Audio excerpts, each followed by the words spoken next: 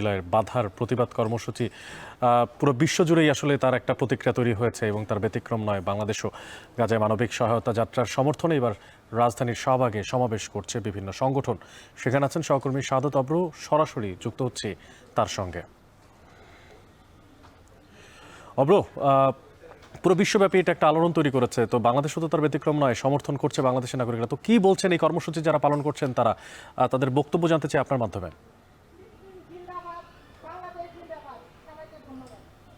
এই মুহূর্তে কিন্তু হচ্ছে শাহবাগে আছি, আর শাহবাগের এখানে কিন্তু গতকালকে রাতে যে ঘটনাটি ঘটে সেটির কিন্তু হচ্ছে যেই প্রতিবাদ, মানে 13টি জাহাজ ইসরায়েলি বাহিনী যেভাবে আটক করে, তার মধ্যে ছিল 200 জন মানবাধিকার কর্মী ও রাজনৈতিক বিভিন্ন ব্যক্তিগত, তাদেরকে যেই আটকের ঘটনা, সেই আটকের ঘটনার প্রতিফলন কিন্তু হচ্ছে সারা বিশ্বের ন্যায় বাংলাদেশেও করছে। সেটি কিন্তু হচ্ছে আমরা দেখতে পেয়েছি নানা জায়গায়, কিন্তু নানা সংগঠন নানাভাবে কিন্তু তাদের প্রতিবাদ জানিয়েছে।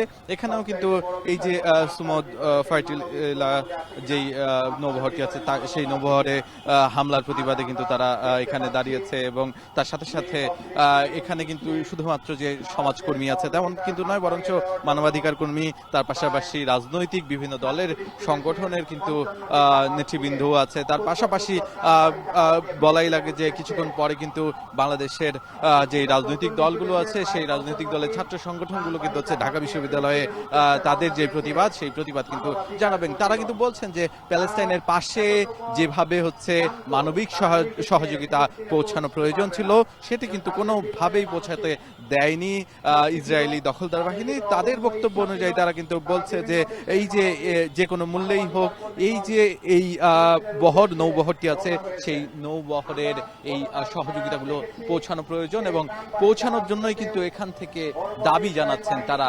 এই ছিল আমার কাছে শাহবাগের এই চত্বর থেকে সর্বশেষ অনেক। শাহবাগ থেকে যুক্ত ছিলেন সহকর্মী সাদত অব্র।